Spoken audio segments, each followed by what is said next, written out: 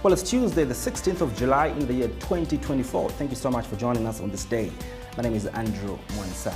Coming up on the program tonight, the Financial Intelligence Center last week did announce a significant 133% increase in the value of suspicious transactions analyzed just alone this year, skyrocketing from 5.83 billion kwacha in 2022 to about 13.58 billion kwacha in 2023 alone. The bulk of these reports are centered on suspected money laundering, corruption, and tax evasion. The president did have a word to say, and according to him, he does expect the law enforcement agencies to take decisive action in dealing with the suspicions and transactions that have been forwarded to law enforcement agencies. Maurice Nyambe is Transparency International Zambia Executive Director. He agreed to sit with me and have a conversation around what the center feels and thinks about this report.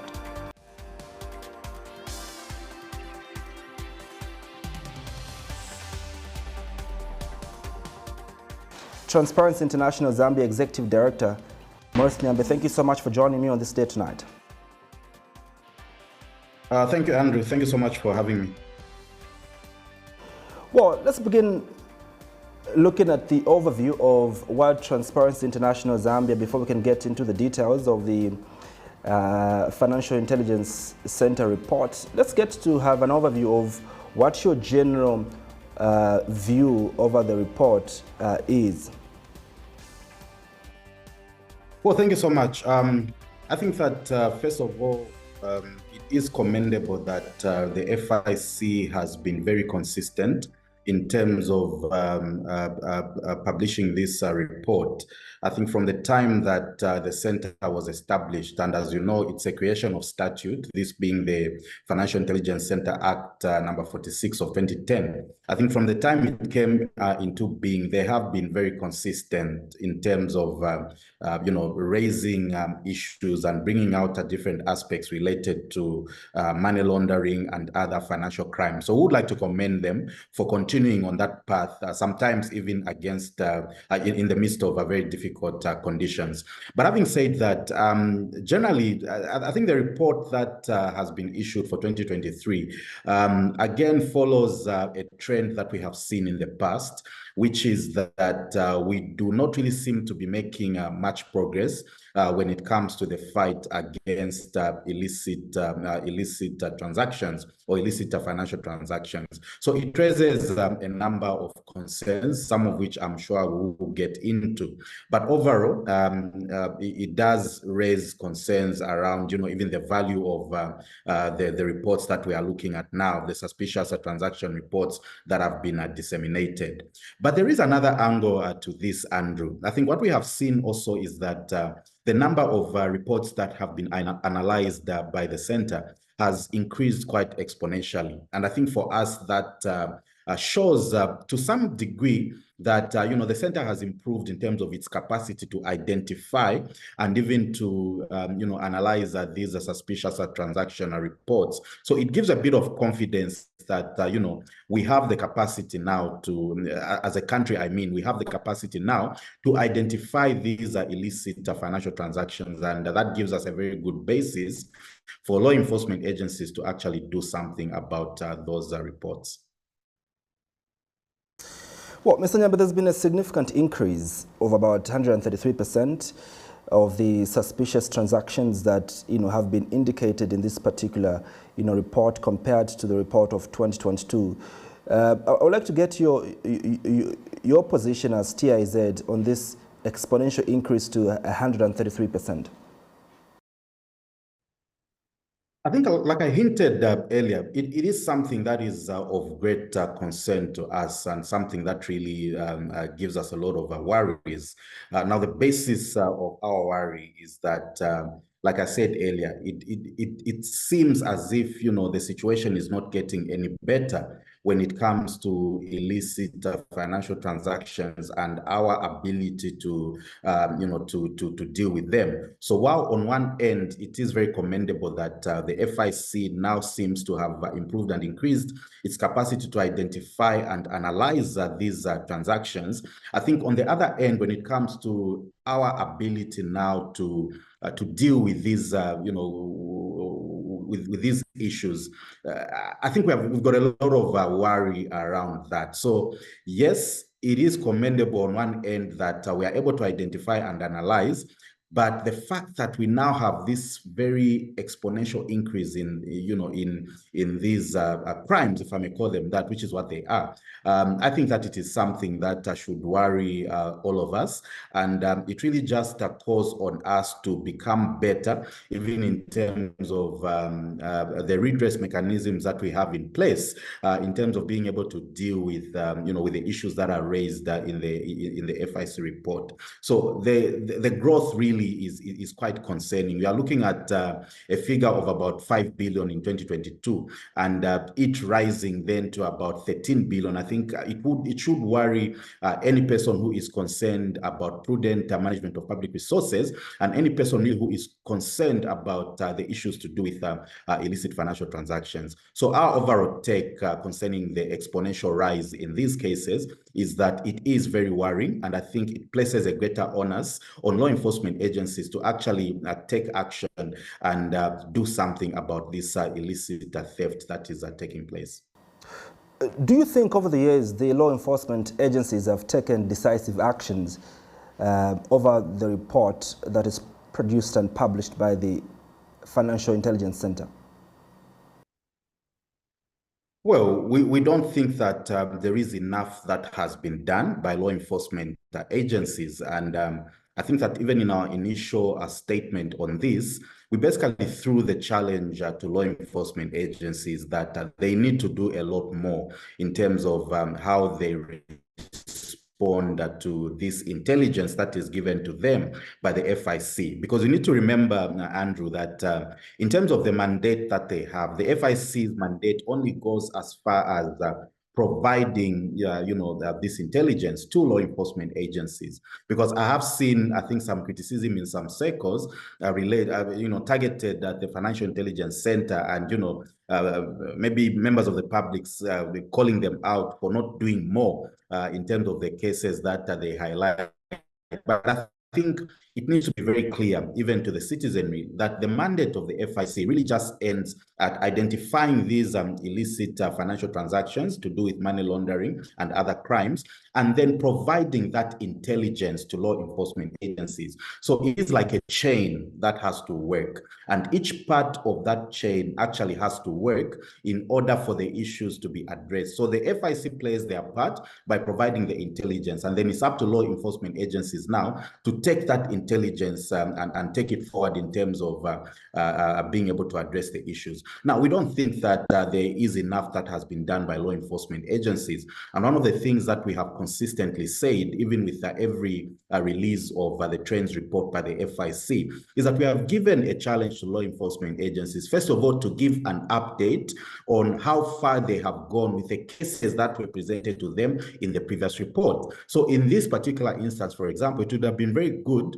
and it would be very good for us to hear from law enforcement agencies in terms of, what has been done with the cases that were presented to them in 2022. I think I have seen a statement by the Anti-Corruption Commission where they are saying that they are actually, addressing some of the cases that have been highlighted in this report already. And I think the report also mentioned that law enforcement agencies gave feedback that some of the cases are at investigation stage and others are at prosecution stage. But I think they need to give a lot more in terms of where the cases are. They need to give a lot more information, a lot more statistics, so that they can be confident amongst the citizenry that this report has not become an academic exercise, but that law enforcement agencies are actually taking action and are seen to be taking action as well in order to address the issues raised in the report. So we are not very confident and pleased that law enforcement agencies have done their best. I think that there is still room for them to pull up their socks, to become more proactive in terms of dealing with the intelligence that they receive from the FIC. Mr. Nyambe, how does this then reconcile with the report that you had released earlier as Transparency International Zambia when it comes to the perception of corruption in Zambia? Your report seemed to indicate that we are doing pretty well in terms of the fight against corruption. But with this increase, in financial crimes, how do you reconcile, your own investigation with your report, but also with what's transpiring now with this, report from the Financial Intelligence Center? Well, thank you, Andrew. And I think that is a very, very brilliant question that you have raised. And I'm glad that you have asked it, because you are giving us an opportunity now to, to put certain realities to light. First of all, when you look at the corruption perceptions index, which is what you are focusing on, the corruption perceptions index. First of all, looks at the perceived levels of corruption within the public sector that is happening within a country. That is number one. But the second aspect about the CPI is that it's got a very clear criteria and a very clear methodology in terms of how it is computed. Now, the CPI is computed from a total of 13 data sources, although in the case of Zambia, it is actually computed from a total of 9 data sources. Now, those 9 data sources represent specific and independent bits of research that are conducted by reputable institutions. So in the case of Zambia, you're talking about institutions like the Africa Development Bank, for example. You're talking about institutions like the Varieties of Democracy Project. You're talking about institutions like the Stiftung Index. So it's different institutions, different entities that conduct research on specific elements. Now, the research that these different entities conduct touches on many different aspects of governance, including corruption. And so what the CPI does is that we take each and every one of those broad researches that are conducted, and then we pick out the questions that were asked to do with corruption. Okay, those are the questions that we pick out, and then we look at the answers that have been provided, and based on that, we are able to, to attach values to those specific answers, and to then create an index, which has, which is a methodology that has been developed over time. So the point I'm making, even when you say that your research as TIZ, the CPI is not a TIZ research in the real sense of the word. It is not a Transparency International research in the real sense of the word, because it relies on secondary research, which means we rely on other organizations such as the World Bank, the Africa Development Bank, to do their research, and then we get the results of that research, and that is what we use to compute the index. So I thought I should explain that, because I think there has been a lot of misconceptions around what that means. That is the first point. But also, the second point to note is that when you look at the CPI is an index of 0 to 100. And like we have always explained, 100 means that you are clean as a country and there is no corruption. 0 means you are the worst of the worst when it comes to corruption. So when we say that our score, for example, in this particular instance, our score is, is 37. Okay, and 37, we improved, I think, by 4 points from 33 to 37. Now, if you look at what I've explained about the index and what it means in terms of the continuum, 37 is still a lot closer to 0 than it is to 100, which means that even when we are saying that we have scored 37, it does not mean that there is now no corruption in Zambia. No. And that is the point that I would like people to get. It does not mean that we are saying there is now no corruption in Zambia. And I think that is what we explained, even in terms of how we interpreted the results that related to Zambia. So while there has been specific improvements here and there, and we're very clear, even in terms of pointing out which aspects of the research actually highlighted improvement. So it was things like the access to information law, which has been put in place now. It was things like the establishment of the Economic and Financial Crimes Code. So all those elements are elements that were measured in the different researches that different institutions did. And the collective of those small improvements is what led to the 4-point improvement in the CPI. Now, I go back to what I said. A 4-point improvement does not mean that we are now okay when it comes to issues to do with corruption. Corruption is still prevalent in Zambia, and corruption is still existing, and there are still issues that need to be resolved, such as the issues that are being raised in the Financial Intelligence Center report, for example. So about it, it did indicate that there is still corruption that is happening, and there is need for us to keep, our finger on the as a country, for us to address this corruption, which is still very prevalent. Because again, I go back to what I said. 37, a score of 37 is a lot closer to 0 than it is to 100. So you can see that the problem of corruption still is there, and that is what the CPI sought to show. Well, you've commended the Financial Intelligence Center for the number of reports that they've analyzed and they've forwarded through to law enforcement agencies. I know I did ask you this question earlier on, but just to solidify and maybe add much more context to it, do you have confidence that the law enforcement agencies will work on these transactions, will work on these reports that have been forwarded to them, by the Financial Intelligence Center, with its current with its current form? Well, I think if you look at the precedents that we have had and what has happened in the past, I think it's very difficult to be totally confident. And the reason why that is the case, I think, relates again to what I said earlier, the fact that we have not really been given convincing enough evidence or, statistics, even from the law enforcement agencies themselves, to show really how the cases that have been presented to them in the past have been taken forward or have been resolved, whether it is, them being investigated further or prosecution, being commenced as a result of those cases, and going further down, even convictions are being secured or assets are being recovered or things of that nature. So it is very, very difficult really for me to sit here and say I am 100% confident that law enforcement agencies are going to, to address the anomalies and the issues are raised in the FIC report. But what we can do, and what we will continue to do, is we will continue to call on law enforcement agencies really to act with professionalism and to act with no bias in terms of being able to address, the issues that are raised in the report.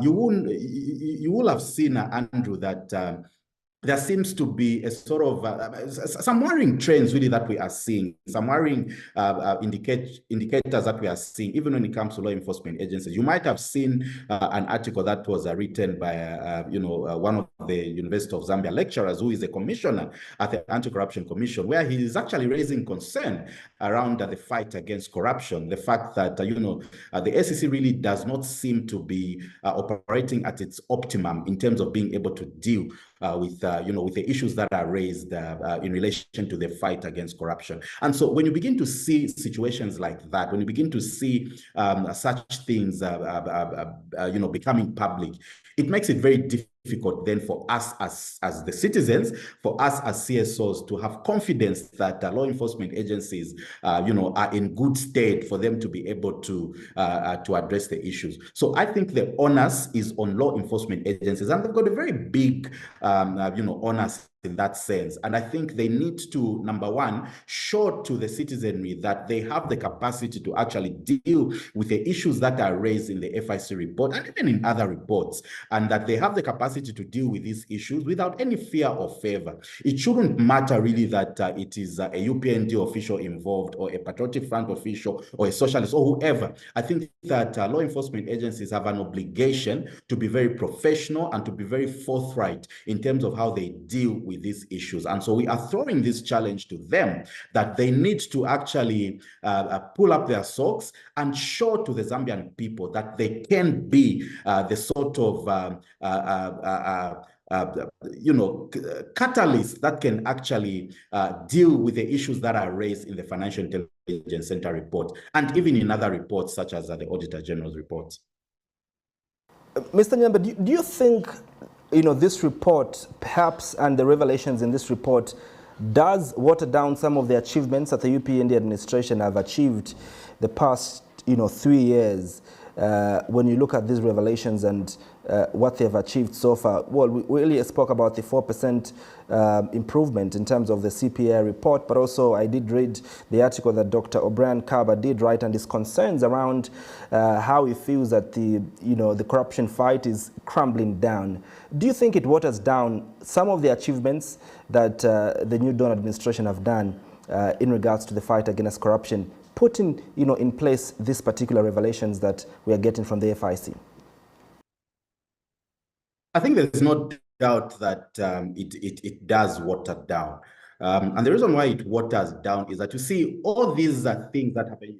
Some of these things may seem to be happening in isolation. So when you look at, for example, the cases that are mentioned in the FIC, when you look at how the issue of civic space has been, how a lot of different entities, including us as CSOs, have raised concerns around the fact that, the civic space appears to be restricted. When you look at how the police have been implementing the Public Order Act. So all these, the collective of all these actually do matter, because even when I go back again to what I explained about the CPI, those different organizations that are conducting those researches, these are some of the specific governance indicators that they look at. And I think that if the trajectory continues where you are seeing, civic space being restricted, where you are seeing cases or, illicit financial transactions not being investigated to the level that we expect them to be. If we continue on this trajectory, then what that will do is that we'll begin to score very poorly on the different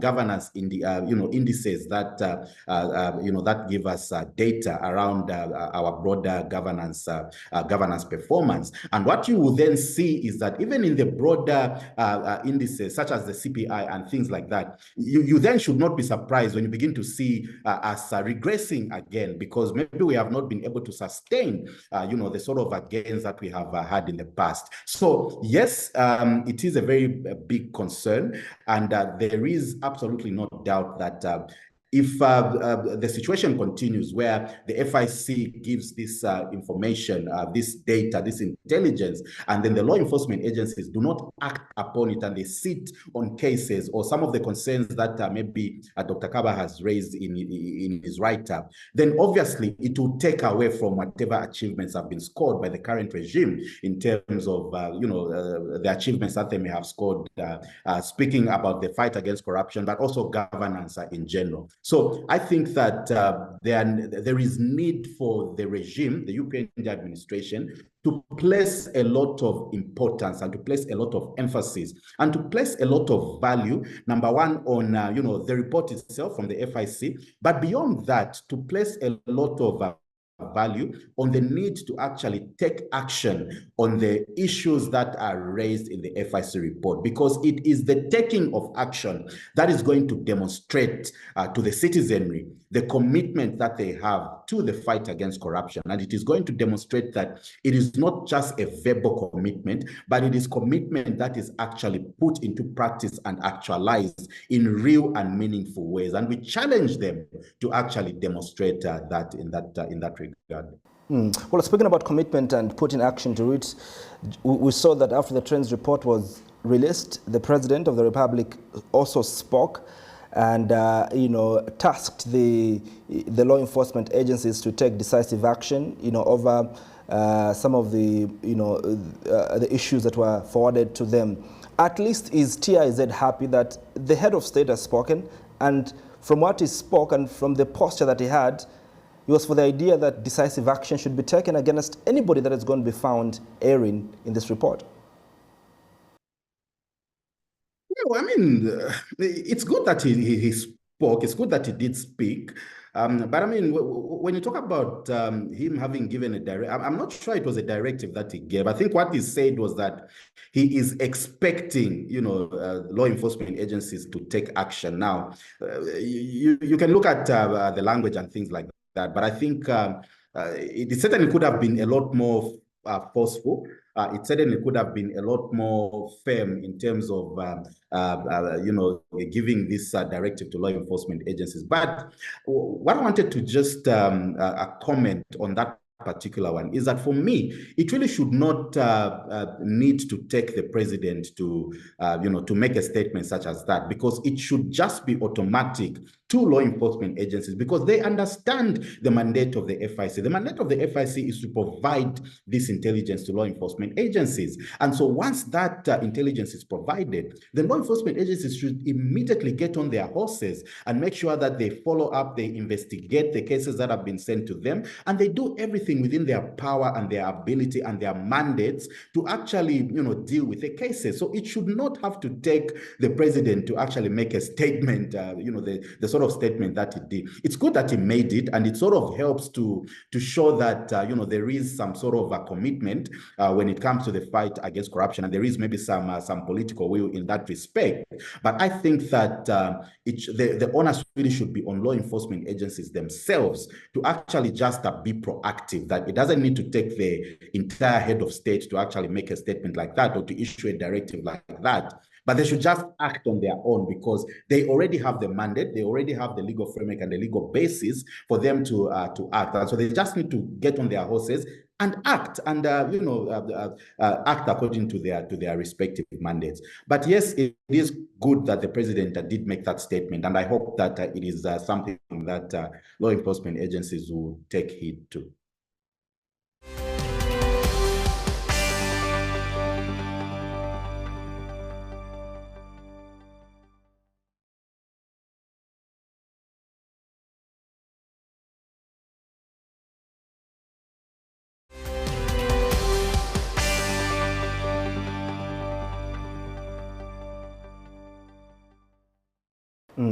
Do you think the FIC, report sets as a litmus test for the type of decisive action that the UPND is going to take?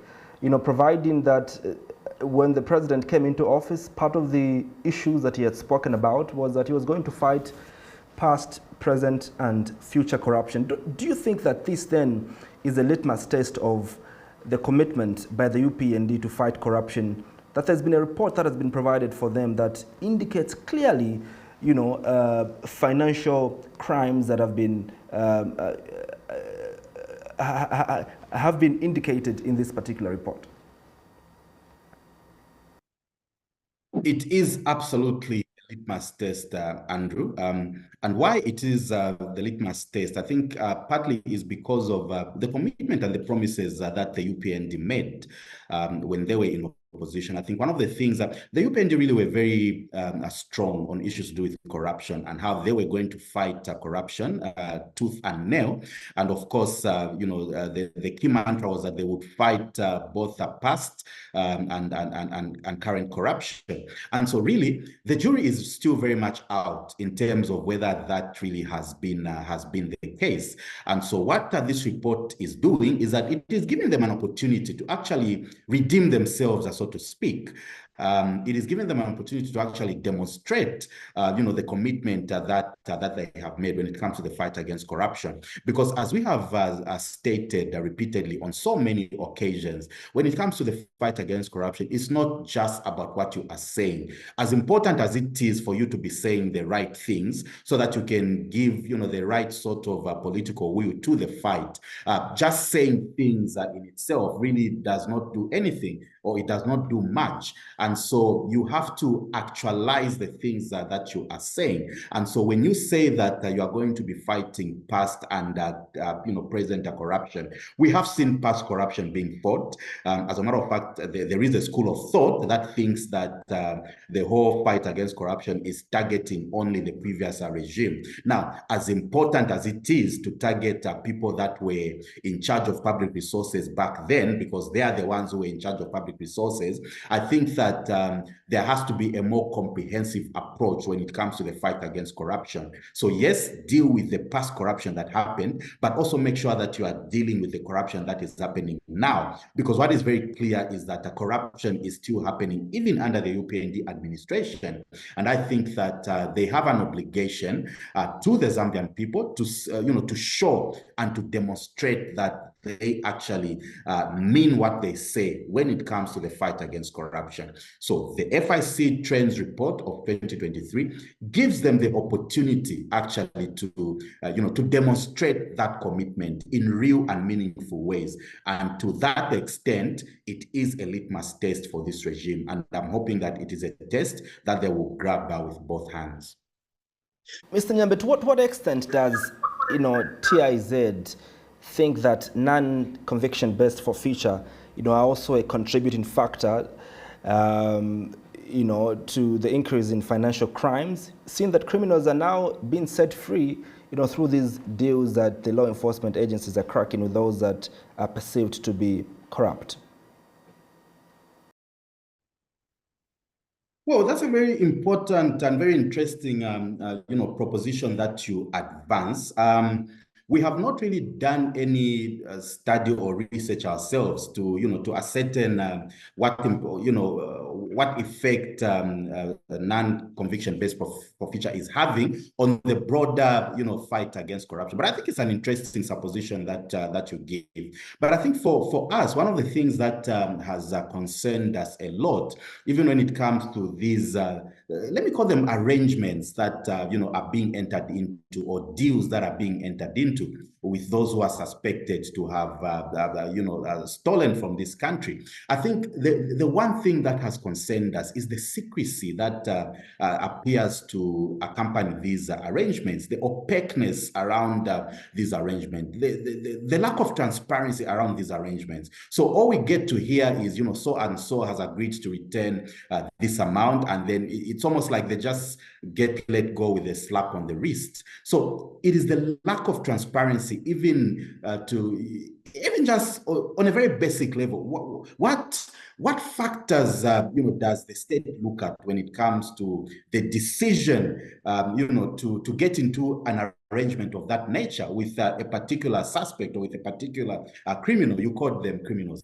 So what parameters, what factors do they look at? I think it will be important for all those things to be made clear so that everybody, the general citizenry, is aware of what it entails, and also what exactly we are signing up to when it comes to those arrangements. Because in the absence of that, you begin to get concerns being raised. You begin to get speculation being raised as to why the state is getting into such arrangements, and why it seems that those who store from this country are getting off quite lightly, when you have people rotting in cells today because they store a chicken or things like that. And so it is very important that whatever approach you use, whatever approach you adopt when it comes to the fight against corruption, and it's important also to mention that non-conviction-based forfeiture, it is part of the approach that is provided within our laws, even when it comes to the fight against corruption. But I think our point has always been that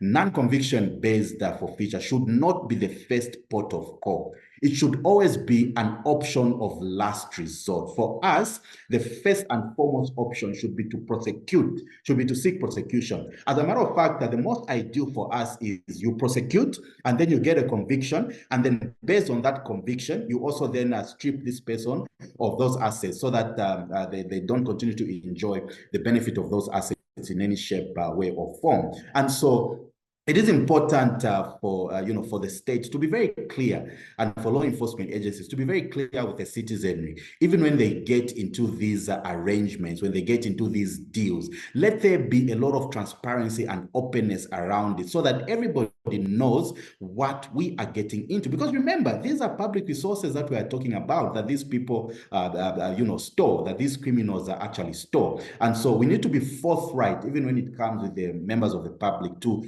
explain to them exactly what the parameters, what the conditions are for these deals that we are getting into. And for us, the most ideal situation is that we should not even be getting into these deals with these criminals. As a matter of fact, what we should be pushing for is prosecution, unless for whatever reason there is maybe a suggestion or a sign that the prosecution route may not succeed, that maybe we may not get a conviction, or we risk losing the case entirely. Then at that point, you can begin to look at alternatives to prosecution. And I think non-conviction-based procedure then comes in as such an alternative. But even when it does come in, I think there should be a lot of openness and transparency and clarity around the different parameters that it entails, so that the Zambian citizens can be very confident that law enforcement agencies are doing what is in the best interest of us as citizens of Zambia.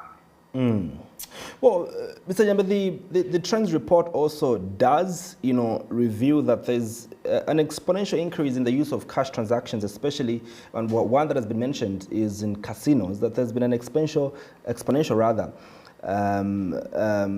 use of cash transactions, and obviously this, relates to smarter ways that these criminals are getting to resort to. How do we as a country get to deal with these smarter ways that criminals are getting to use to ensure that they launder money? Yes, indeed, Andrew. I think it's a very important question that you raise. And it is a question really that has been on our minds, both as TIZ and broadly speaking as a civil society. What is very clear and that we have always stated is that corruption is a very multifaceted phenomenon. And so even as multifaceted as it is, you then bring in the other angle, which is that, criminals are getting a lot more sophisticated in terms of how they are dealing, basically in terms of how they are being corrupt or how they are, promoting corruption. They're getting very sophisticated. There is now even the issue of cryptocurrencies, bitcoins, and all the rest of it. So I think that for us as people that are involved or stakeholders that are involved in the fight against corruption, speaking also to law enforcement agencies and many other entities that may be involved in this fight, I think the challenge is on us and for us really to keep up to speed in terms of the changes that are happening even within this arena. So there are changes that are happening in respect of how people are engaging in corruption or how people are stealing public resources and things of that nature. And so consequently, there has to be a corresponding improvement also amongst law enforcement, amongst civic actors, amongst the different stakeholders that are involved in the fight against corruption, that we also should not rest on our laurels, but we should continually look at innovative ways in which we can actually fight this scourge. There's now the issue of AI, for example, artificial intelligence. I mean, is there a way that we as CSOs or law enforcement agencies can actually utilize, AI technology to enhance the fight against corruption? So I think we've come to a point where the dynamism within how corruption is being engaged in now requires that we show similar dynamism in terms of our response to that corruption. So we need to be very open-minded in order for us to actually come up with very innovative ways of fighting corruption. So it may be the same interventions that we are doing, but maybe we should find different ways and means of doing those interventions in order to give them a greater effect. Because if we do not, then we are going to be left behind. It will be very difficult for us then to respond to the sophistication that we are seeing now when it comes to issues to do with corruption. So I think the challenge and the onus is on us as stakeholders that are involved in the fight against corruption to think more creatively in terms of how we can respond to the changes that we are seeing when it comes to the other side in terms of many different things that we are doing, whether it means, the issues to do with digital advocacy, for example, and how we can utilize the different digital tools that are in existence for us to actually strengthen our advocacy and ultimately strengthen our contribution to the fight against corruption. But all other stakeholders actually have to jump on board in that sense. And I'm hoping that law enforcement agencies will also not lag behind in this respect, because it is important for us to respond accordingly to the different changes that are happening within the space. Coincidentally, Mr. Nyambe, just last week, obviously Zambia did join the rest of the continent in celebrating and commemorating the African Anti-Corruption Day, whose theme was around the whistleblower and protecting the whistleblower. Do you think the Whistleblowers Act number 4 of 2010 is truly serving its purpose in the fight against corruption in our country? And to what extent do you feel it does indeed protect the whistleblower? Well, a very important question that you raise, and I think it was a very important commemoration last week. I don't think that the issues of whistleblower protection in Zambia are issues that really have been given the sort of prominence that they deserve to have. Now, when you ask about, the Public Interest Disclosure Act and whether the extent to which it is contributing to the fight against corruption, I think there are a number of things that you can mention. Now, potentially, it is a good piece of legislation in that it does establish a number of things. For example, mechanisms for anonymity. It establishes mechanisms for verification of information. It imposes stiff penalties against retaliation on whistleblowers and things like that. But we think that the current act, while providing all these different mechanisms and protections for whistleblowers, still falls short in several critical areas. There are a number of things that I think probably need to be looked at for it to become even better. I'll give you 3 examples. So the current law actually does not have provisions for protecting of whistleblowers outside the framework of employment. So everything that it talks about a context and a framework of employment or formal employment that someone should be in. But I mean, whistleblowing can happen even outside that context, and so it is inadequate in that particular respect. But it also fails to address the issue of safe houses, for example, for whistleblowers. I think these are issues that we need to increasingly start dealing with, even as a country. That there may be situations where whistleblowers, there is need actually to take whistleblowers into safety, for example, into witness protection, if it may be called that. But basically, it's safe houses being provided for whistleblowers. But the Act is also silent on the issue of, and I think this is something that we mentioned in our statement, that we need to start thinking about ways in which we can incentivize whistleblowers. This can be even in terms of maybe some remuneration of sorts, in cases where their actions lead, for example, to asset recovery, or in cases where their actions lead to convictions, of these suspects. So we need to start thinking about ways in which we can actually incentivize them, whilst also, of course, being alive to the risks that may come with that. That you don't want then people to just have the wrong motive, for raising alarm around suspected corruption. But I think what the law does not do is that it does not provide for those specific gaps that I have mentioned. So to that extent, I think it's important for us as CSOs to continue even our advocacy towards ensuring that the Public Interest Disclosure Act is actually improved in that sense, so that it can become a lot more effective when it comes to the fight against corruption. So yes, potentially it can make a very strong contribution to the fight, but I think in the form in which it is right now, it's got a number of impediments and hindrances that then prevent it from being very, very effective when it comes to the fight against corruption. And I think those are areas that we absolutely have to address even as a country. Well, as we conclude, Mr. Nyambe, now that the trends report is out, what are the expectations of Transparency International Zambia? Well, just to mention, Andrew, that our expectations are very big. I think I go back to what we talked about earlier about this being a litmus test. For me, I would like the Upnd administration really to see this as a challenge. That this is a challenge that has been thrown to them. They have been very forthright in terms of what they have said about the fight against corruption, about their commitment and all the rest of it. I think that the time for verbal commitments is long gone. We have had enough verbal commitments. What the citizens of Zambia want to see now is action being taken when it comes to specific cases and specific issues that have been highlighted.